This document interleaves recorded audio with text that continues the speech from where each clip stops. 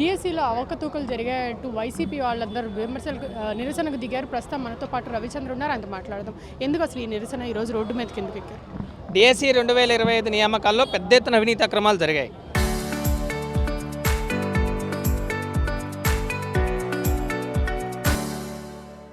కోట్ల రూపాయలు చేతులు మారాయి. దీనిపైన ప్రభుత్వం నిజంగా చిత్తశుద్ధి ఉంటే సిబిఐతో విచారణ చేయించాలని మేము డిమాండ్ చేస్తూ ఉన్నాం. నారా లోకేష్ గారిని మంత్రి పదవి నుంచి బర్తరఫ్ చేయాలని కోరుతూ రాష్ట్ర వ్యాప్తంగా వైఎస్ జగన్మోహన్ రెడ్డి గారు ఇచ్చిన పిలుపు మేరకు డాక్టర్ బిఆర్ అంబేద్కర్ గారి విగ్రహాల ముందు ఈ నిరసన కార్యక్రమాలను మేము చేపట్టాం. ఈ ప్రభుత్వం పారదర్శకంగా ఎక్కడా పోస్టుల భర్తీ చేయలేదు. నిరుద్యోగుల్ని ఎవరైతే మంచి మార్క్స్ వచ్చాయో, మంచి స్కోర్ వచ్చాయో వాళ్ళందరినీ సర్టిఫికేట్ల వెరిఫికేషన్కి పిలిచి తీరా సర్టిఫికేట్ల వెరిఫికేషన్ పూర్తయిన తర్వాత ఆఫర్ లెటర్ ఇవ్వకుండా, నియామక పత్రాలు ఇవ్వకుండా ఈ ప్రభుత్వం వాళ్ళని మోసగించింది. చాలా దారుణంగా, ముఖ్యంగా 421 క్రీడా పోస్టుల్లో షాప్ చైర్మన్, షాప్ అధికారులు ఒక్కో పోస్టుకి 15 లక్షల నుంచి 25 లక్షల వరకు అమ్ముకున్నారు. పోస్టులను ఎలా అమ్ముకున్నారంటే టెట్టు, బీఈడి అర్హత లేని వాళ్ళకు కూడా స్పోర్ట్స్ కోటాలో ఉద్యోగాలు వచ్చాయి. ఎలా వచ్చాయి అంటే పోస్టులు అమ్ముకున్నారని చాలా క్లియర్గా అర్థమవుతోంది. మరి నారా లోకేష్ గారు ఈరోజు దీని గురించి ఎవరు మాట్లాడద్దు, మాట్లాడితే కేసులు నమోదు చేస్తామని ఆయన చెప్తా ఉన్నారు. ఎస్, చేయండి, మీరు కేసులు ఎవరి మీద చేయాలి? ఈ రాష్ట్రంలో పోస్టులు అమ్ముకొని బేరసారాలు పెట్టిన టీడీపీ అధికార పార్టీ నాయకుల మీద మీరు కేసులు పెట్టండి. గత విద్యాశాఖ కమిషనర్గా పనిచేసిన విజయరామరాజు మీద మీరు కేసులు పెట్టండి. ఈ కేసు ఇప్పటికే నిరుద్యోగులు మాకు అన్యాయం జరిగిందని హైకోర్టుకు వెళ్ళారు. హైకోర్టుకు వెళ్తే వాళ్ళకి ఉద్యోగాలు ఇవ్వాలి, ఓపెన్లో వాళ్ళకి ఉద్యోగాలు వచ్చాయని కోర్టు చెప్పింది. కోర్టు ముట్టికాయలు వేసింది. అయినా ఈ ప్రభుత్వం కోర్టు కేసు పెండింగ్లో ఉన్నప్పుడు నియామక పత్రాలని నిరుద్యోగులకి ఇచ్చారు. ఇచ్చిన నిరుద్యోగులు కూడా డబ్బులు పెట్టి పోస్టులు కొనుక్కున్నారు. దీని మీద కోర్టు ముట్టికాయలు వేసింది. ప్రభుత్వం ఇంకా స్పందించడం లేదు. నారా లోకేష్ గారు విద్యాశాఖ మంత్రిగా ఉన్నారు. ఆయన అనర్హులు ఈ విద్యాశాఖ మంత్రికి, అందుకే ఆయన్ని బర్తరఫ్ చేయాలని మేము డిమాండ్ చేస్తాం. వైఎస్ఆర్సీపీ వాళ్ళు ఫేక్ ఎలిగేషన్స్ చేస్తున్నారు డిఎస్సి మీద ఫేక్ పార్టీ అన్నారు. దీన్ని ఏమంటారు? మా దగ్గర ఆధారాలు ఉన్నాయండి. ఈరోజు నిరుద్యోగులు వచ్చారు. నిరుద్యోగులు మాకు చాలా క్లియర్గా చెప్పారు, మాకు సర్టిఫికేట్ల వెరిఫికేషన్ జరిగింది. సర్టిఫికేట్ల వెరిఫికేషన్ జరిగిన తర్వాత ఆఫర్ లెటర్ మాకు ఇవ్వాలి. ఎందుకు ఇవ్వలేదో నిరుద్యోగులు అడుగుతున్నారు. వైఎస్ఆర్సీపీ ఒక నిజంగా ఫేక్ ఎలిగేషన్ చేస్తే మీరు విచారణ చేయండి.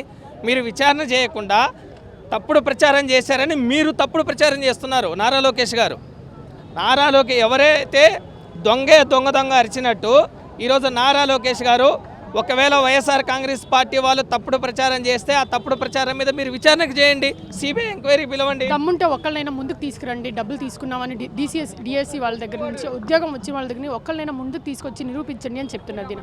ఆడియోలు టీడీపీ నాయకులు, అధికార పార్టీ నాయకులు ఆడియో టేపుల్లో చాలా అడ్డంగా దొరికిపోయారు. వీడియో టేపుల్లో వాళ్ళు ఎవరెవరు ఏం మాట్లాడారు, ఎలా బేరసారాలు చేసుకున్నారు, ఒక్క పోస్ట్కి 15 లక్షల రూపాయలు ఖర్చు అవుతుందని టీడీపీ నాయకుడు, నిరుద్యోగ అభ్యర్థులు వాళ్ళ కుటుంబాలతో మాట్లాడిన వీడియోలు ఉన్నాయి. మేము చూపిస్తాము, మీరు ఎంక్వైరీ చేయండి. అందుకనే ఈ ప్రభుత్వం ఎంక్వైరీ చేయడం కాదు, మీరు సిబిఐతో విచారణ చేయండి అని మేము కోరుతా ఉన్నాం. నిజంగా చిత్తశుద్ధి ఉంటే మీరు ఆ పని చేయండి. కుక్కలు పట్ల 6 నెలలుగా దొంగల పట్ల 6 నెలల కుక్కలు మరుగుతున్నట్టు ఇప్పుడు మరుగుతున్నారేంటి? 6 నెలలు అయిపోయింది కదా అని అచ్చెన్నాయుడు అంటున్నారు. దీన్ని అసలు నిజమే, ఆయన ఒక కుక్కలాగా మాట్లాడుతుండు. మరి నిరుద్యోగులని కుక్కలు అంటే ఎవరేమంటారు? పాపం నిరుద్యోగులను ఆయన అవమానించాడు.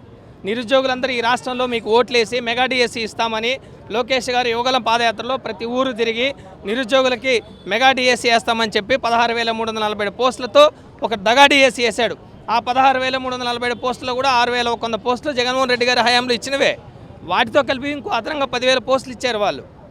ఈరోజు నిరుద్యోగులను ఎంత అమానవీయంగా ఆయన కామెంట్స్ చేయడం అనేది చాలా దుర్మార్గమైంది.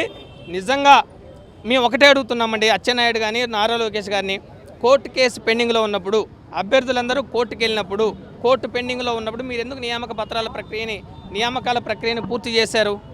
ఎక్కడైనా ఏ పోటీ పరీక్షలోనైనా సహజంగా జరిగే ప్రక్రియ ఏంటంటే కట్ ఆఫ్ మార్క్స్ లేకుండా ఉద్యోగాలు ఇవ్వరు. కట్ ఆఫ్ మార్క్స్ అనేది డిఎస్సి 2025లో లేదు. ఓపెన్ కేటగిరీలో కానీ, ఎస్సీ ఎస్టీ బీసీ ఈడబ్ల్యూఎస్లో కానీ కట్ ఆఫ్ మార్క్స్ అనేది లేకుండా నిరుద్యోగుల్ని నమ్మించి మోసగించింది ప్రభుత్వం. సర్టిఫికెట్ల వెరిఫికేషన్కి రావాలని మెసేజ్లు పెట్టి సర్టిఫికెట్ల వెరిఫికేషన్ పూర్తి చేసిన తర్వాత ఫైనల్ సెలక్షన్ లిస్టులో నిరుద్యోగుల పేర్లు ఎందుకు రాలేదు? వాళ్ళెందుకు కాల్ లెటర్ వెళ్ళలేదు? వాళ్ళకెందుకు మీరు ఉద్యోగానికి ఎంపికయ్యారనే ఎస్ఎంఎస్లు వెళ్ళలేదు? అంటే ప్రభుత్వం పోస్టులు అమ్ముకుందని చాలా క్లియర్గా అర్థమవుతా ఉంది. డిఎస్సిని అనుమానిస్తే టీచర్స్ని అవమానించినట్టని నారా లోకేష్ అంటున్నాడు. దీన్నేమంటే అసలు ఇది టీచర్లకి సంబంధం లేని, ఇప్పుడు ఎవరైతే ఎంపిక అయ్యారో వాళ్ళు ఎంపిక ప్రక్రియలో చాలా అవినీతి అక్రమాలు జరిగాయని మేము చెప్తా ఉన్నాం. ఇది టీచర్లని అవమానించడమే అనేది ఆయన విషయాన్ని డైవర్ట్ చేస్తున్నాడు. డిఎస్సి పోస్టుల నియామకాల్లో అవినీతి జరిగిందంటే ఆల్రెడీ నియమించబడిన టీచర్లు మీరు అవమానిస్తున్నారని మాట్లాడుతున్నారు. మేము వాళ్ళని అవమానించడం కాదు, ప్రభుత్వానికి నిజంగా చిత్తశుద్ధి లేదు కాబట్టే మీరు ఎంక్వైరీ చేయడం లేదని మేము చెప్తా ఉన్నాం. మీ నెక్స్ట్ స్టెప్ ఏంటి? మేము ఖచ్చితంగా నారా లోకేష్ గారి ఇల్లు ముట్టడి చేస్తాం. మా వైఎస్ జగన్మోహన్ రెడ్డి గారు ఇచ్చిన పిలుపు మేరకు రాష్ట్ర వ్యాప్తంగా నిరుద్యోగులకు అండగా నిలుస్తాం. రేపు జూన్ 1వ తారీఖున మా పార్టీ అనుబంధ యువజన విభాగం కూడా రాష్ట్ర వ్యాప్తంగా నిరసన కార్యక్రమాలకు పిలిపించింది. ఈ పోరాటం ఇక్కడితో ఆగదు. నిరుద్యోగులు ఎవరైతే నష్టపోయారో వాళ్ళందరి తరపున మాట్లాడతాం.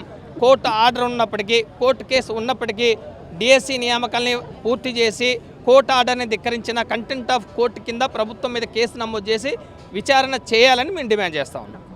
సో చూసారు కదా, నెక్స్ట్ స్టెప్ నారా లోకేష్ ఇంటి దగ్గరికి వెళ్ళి నిరసన ప్రకటిస్తామని వైఎస్ఆర్సీపీ వాళ్ళు అయితే అంటారు. కెమెరామ్యాన్ కిషోర్తో అథా మహమ్మద్, RTV విజయవాడ.